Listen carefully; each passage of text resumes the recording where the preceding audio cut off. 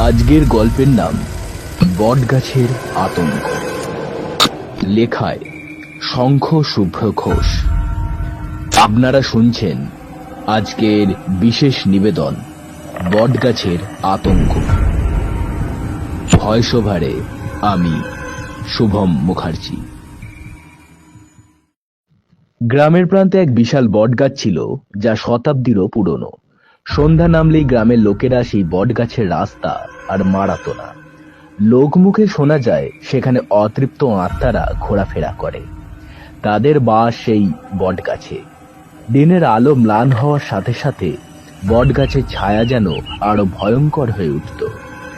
একদিন রাতের বেলা রাহুল তার বন্ধুদের সাথে মজা করতে করতে গ্রামের পথ ধরে হাঁটছিল। আকাশে চাঁদের আলো ছিল ধোঁয়াটে, চারপাশে ছিল শুনশান।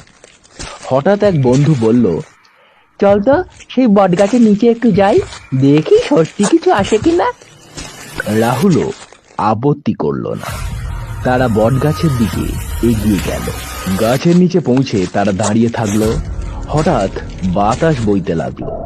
গাছের পাতা কেঁপে শব্দ করে উঠল। রাহুল হাসি দিয়ে বলল, এই তো বাতাসের আওয়াজ, কিছুই নেই। তবে সেই মুহূর্তে এক বন্ধুর চোখে ভয়ানক চেহারা ফুটে উঠল। সে কাঁপতে কাঁপতে বলল, ওই ওই দেখ, গাছের ডালে কিছু ঝুলছে। সবাই তাকিয়ে দেখলো গাছের ডালে এক সাদা ছায়ামূর্তি ঝুলছে।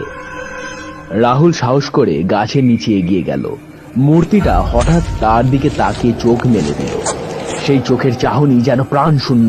রাহুল ভয়ে পিছু হটে এলো। সেই মুহূর্তে হাওয়া থেমে গেল এবং গাছের পাতা এক অদ্ভুত ভাবে কাঁপতে লাগলো। ফিসফিসে গলায় আওয়াজ হলো, তোমরা কেন এসেছো? আমাদের সাথে সঙ্গ করতে চলে যাও, না হলে কাউকে ছাড়বো না।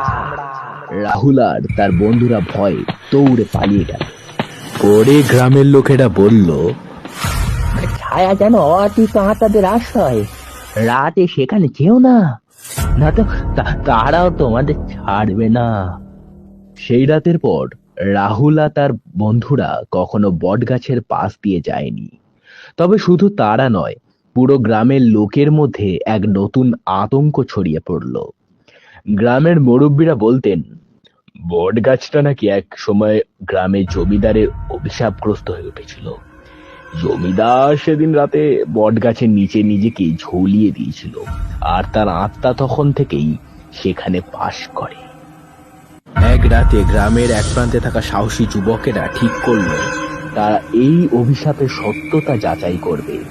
তারা লণ্ঠন হাতে নিয়ে বটগাছের দিকে এগিয়ে গেল।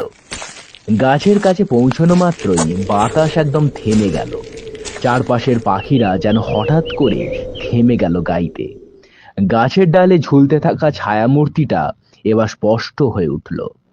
তাদের সামনে আরো আরো ভয়ানক দৃশ্য ফুটে উঠল। জমিদারের ছায়ামূর্তি তাদের দিকে এগিয়ে এসে হাসছে। সেই হাসি যেন মৃতের হাসি। যুবকেরা পাথর হয়ে গেল, তাদের পা যেন চলছিল না।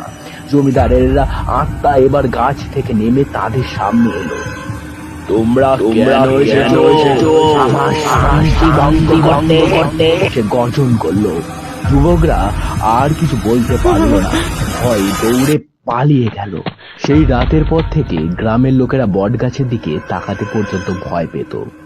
গাছের ছায়া যেন গ্রামবাসীর হৃদয়ে এক চিরস্থায়ী আতঙ্কের সৃষ্টি করেছিল। বটগাছটি এখনো দাঁড়িয়ে আছে তার ডালে ঝুলতে থাকা ছায়ামূর্তি নিয়ে, আর গ্রামের লোকেরা বিশ্বাস করে সেখানে অতৃপ্ত আত্মারা এখনো ঘুরে বেড়ায়। তাদের শান্তি ভঙ্গ করতে এলে আর কখনো ফিরে যেতে দেবে না। এখনো কেউ সেই বটগাছের কাছে রাতের বেলা গেলে শুনতে পায় জমিদারের সেই মৃত হাসি, যা তাদের মনে করিয়ে দেয় গ্রামের সবচেয়ে ভয়ঙ্কর গল্প, বটগাছের আতঙ্ক।